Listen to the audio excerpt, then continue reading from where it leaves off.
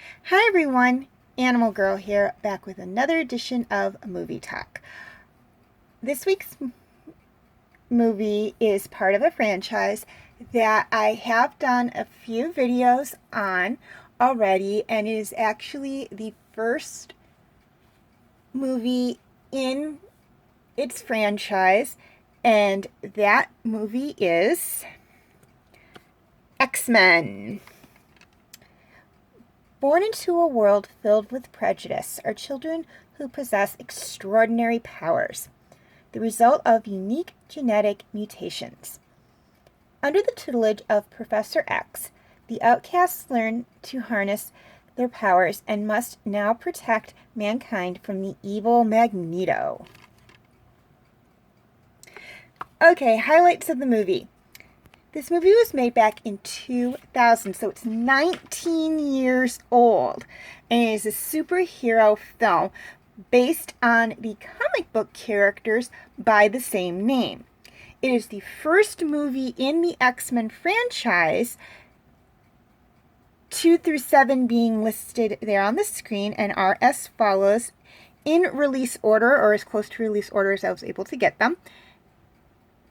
X-Men Unite, The Last Stand, X-Men Origins Wolverine, X-Men First Class, X-Men Days of Future Past, and X-Men Apocalypse. And I have seen all of them with the exception of The Last Stand and Apocalypse. There's also a new X-Men movie that is due to come out at some point this year, if it is not already out, as of the posting of this video. Now, in chronological order, as in the timeline within the movies themselves, this is actually the third X-Men movie. The first one being X-Men First Class, and the second one being X-Men Origins Wolverine. And then 4 through 5 being as follows: X-Men Unite, The Last Stand, X-Men Days of Future Past, and X-Men Apocalypse.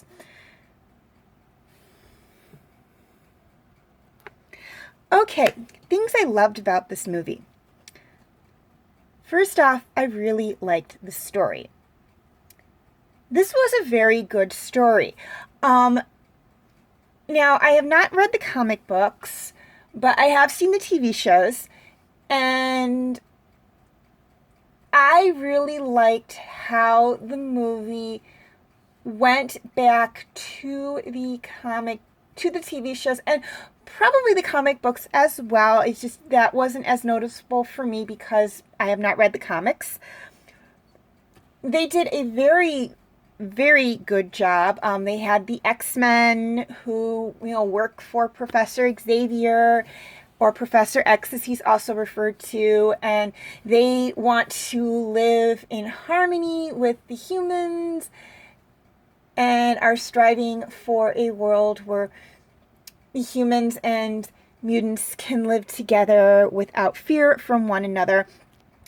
And then we have the Brotherhood of Mutants, which are led by Magneto, and they believe that the mutants are superior and that the only way for them to regain or get what they believe is rightfully theirs is by eliminating the humans. And many of them were more than likely had very bad experiences with quote unquote humans. I'm saying quote unquote because they're humans as well. And I don't want to really say regular people because that's kind of making the mutants seem like they're not regular. So we'll just say the non-mutants. We'll just refer to anybody in the X-Men franchise that doesn't have powers as a non-mutant. So I really liked that. There's also kind of the underlining hidden message of change happens. People go through changes throughout their lives, and a lot of times it can be scary. One of the main focal points of this movie, or one of the main characters they focus on in this movie, is Rogue, who is a teenage mutant, and she is going through this immense change in her life. Her powers are developing, And she doesn't know until they meet up with the X-Men that there are others out there like her, and there are people willing to help them. And really, with take the mutant aspect out of the equation, that's what every teenager goes through. They go through puberty and their bodies change, and it can be scary. I mean, and you go through this thought, is this what's happening to me happening to other people? Am I alone in this? And the same thing can happen to adults when they go through changes in their lives. It's like, am I the only one this is happening to? Are there others out there like me? The director actually mentions this in an interview, which I thought was amazing. And I'm like, now that I think about it, there is that in there. It's just very subtle. And sometimes the subtle stuff is really nice. And then, again, we've got the fun action movie in there as well. Secondly, I love the special effects. This movie called for special effects. You could not pull off this movie without special effects. There was, great makeup effects or anything. I mean, all of it was needed for this movie because you had Cyclops' eye beams, Storm's elemental powers, Jean and Professor X's telekinetic abilities, Magneto's magnetic abilities, Mystique's shape-shifting abilities, the way Toad and Sabretooth looked. That was all either special effects or makeup effects, and it was really needed to make this movie. The movie could not work if they didn't have those effects or those makeup effects in the movie. It just wouldn't have worked. Thirdly, I loved the characters. My top two favorite characters in this movie were Storm and Wolverine, and they are actually two of my top three favorite X-Men. My third favorite X-Men being Beast, but unfortunately he was not in this movie. Those of you who have seen First Class do know that he makes an appearance in that, and I believe he is also in Last Stand, and I know for a fact he is in Days of Future Past. A little disappointed that they didn't have some of the other X-Men in there. Beast was not in this movie. Jubilee's in the movie, but she's not really named. She's named in the credits, but she's not named in the movie. Again, Bobby's in there, and he is Iceman. But again, he's named, but he's not a pivotal, important character in the movie. He actually comes more into play in the second movie, or in X-Men Unite. And Gambit was, excuse me, Gambit was not in this movie either. He is in X-Men Origins Wolverine. For those of you who have seen my review video on that movie, he was in that. But he is not in this movie at all. I think X-Men Wolverine, or X-Men Origins Wolverine, is the only movie that I know of that Gambit's in. I mean, he might be in the third one. He might be in Apocalypse. I don't know. I haven't seen those two as of the posting of this video.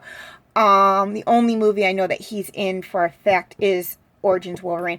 But there's like so many characters in X-Men that they can't put all of them in one movie. There'd just be too big of a cast. So they focused on the main ones, the popular ones: Wolverine, Storm, Cyclops, Rogue, Professor X, Magneto, Sabretooth, Mystique, and Toad. And Toad is the only one out of the cast that I was unfamiliar with going into this movie. He was not, to my knowledge, or what I can remember, not in the 90s TV version. Probably in the comics, which is why he's in this movie. But he was an unfamiliar character to me. going into this movie. I do know more about him now, having seen him in other things. But when I first saw this movie in theaters 19 years ago, I was unfamiliar with that particular character. Also, the costumes. I just love the costumes they did for this movie. And the makeup effect. Again, I know I mentioned that earlier, but the makeup effect was really good in this movie as well. They made the characters look so much like they did in the comic books and in the TV shows that it was just amazing. And that was just really something they didn't have to do. They didn't have to be spot on like the characters from the TV shows and the comic books. But they did. Storm had long white hair in the TV shows and in the comic books, and the actress who plays her in the movie wore a wig of long white hair. Rogue had a white streak in her hair in the TV show and the comic books. The actress who played Rogue near the end of the movie had a white streak in her hair. They even did Hugh Jackman, who played Wolverine. They did his hair to look just like Wolverine's from the TV show and the comic books. I mean, those are little details they really didn't need to put in there, and they did. And I'm like, this just makes the movie more appealing to people who grew up with the comic books and grew up with the TV shows. The only thing that was not in the movie that was in the TV shows and probably the comic books was that Xavier's chair in this movie did not levitate. It was just a regular chair. I'm fine with that little detail being omitted from the movie because I got everything else I wanted out of the movie. So I'm willing to overlook the fact that he is not in a hover wheelchair. He is in a regular wheelchair. That is perfectly fine by me. I am not going to nitpick over that detail. You had him in the wheelchair, which is how he is in the TV show and in the comic books. Well, I'm guessing how he is in the comic books. So I am fine with the fact that it's not exactly the way it was in the TV show and possibly the comic books. Again, I'm good with that. That is, everything else was just like spot on, perfect. Even the coloring for Magneto's armor was the same as from the TV show and the comic books. And I know it was the same as the comic books because I haven't read the comic books. I've seen pictures from the comic books. So it's very similar. His costume is very similar to that. And it's like just amazing detail for that. And I just absolutely loved it. Okay, cast. This movie had a great cast of actors. Now, I focused on the main characters, which are the X-Men, Rogue, the Brotherhood of Mutants, and then Senator Kelly. They are the ones we see the most of. There were some others who were in there and will come back in the second movie and possibly the third movie as well.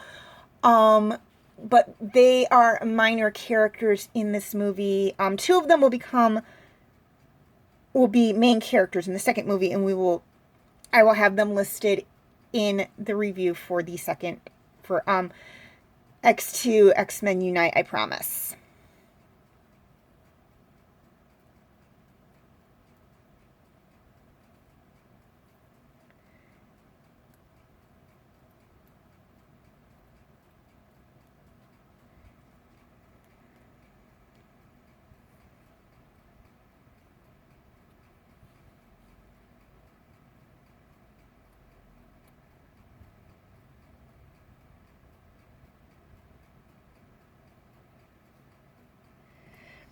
Okay, feel free to leave your comments and questions in the comment section. I do love to read those.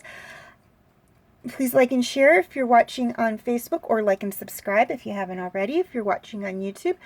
And feel free to follow me on Wattpad, Tumblr, Instagram, Twitter, and DeviantArt. I do have my name for those 5 sites right there on the screen, as well as the pictures I use for the icons. Please note that all pictures seen within this video do belong to their respected artists. I own absolutely nothing, and I will have the link for the 5 sites I mentioned in the description section if that makes it any easier for you guys to find them. Also, for those of you watching on Facebook, I will have the link for my YouTube channel in the description section, and for those of you watching on YouTube, I will have the link for my Facebook page in the description section. Okay, quick reminder on my comment rules.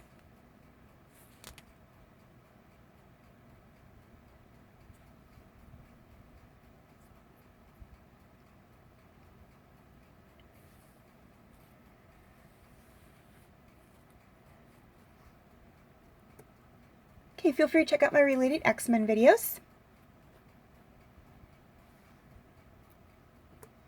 My other movie talk videos.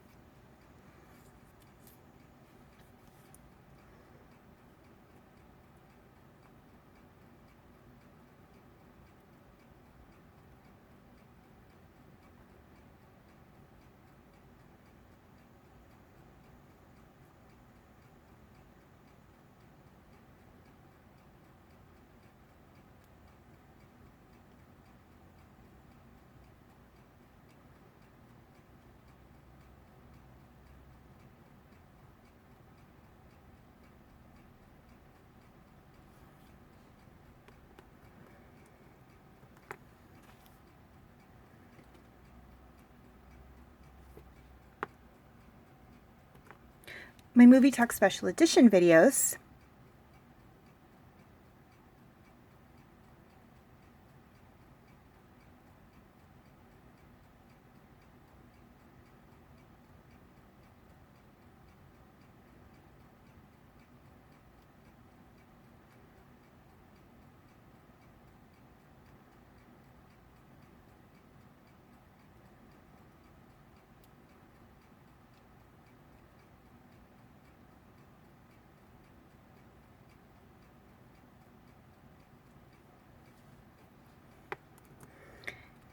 And my other videos.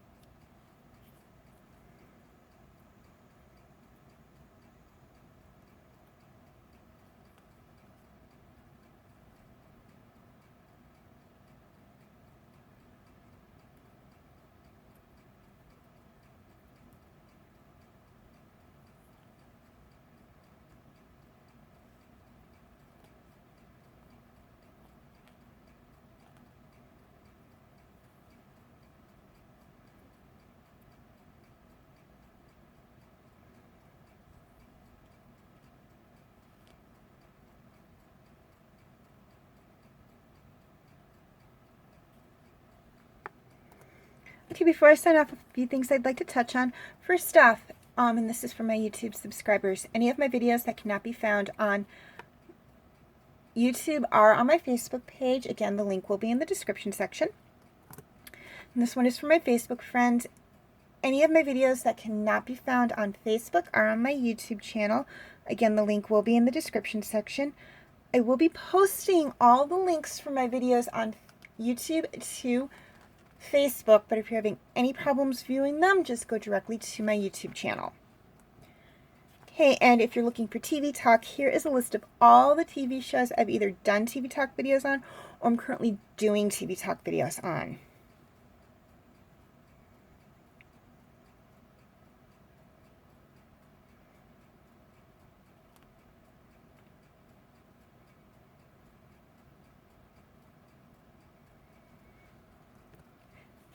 Okay, as always, thank you for watching and have a very nice day.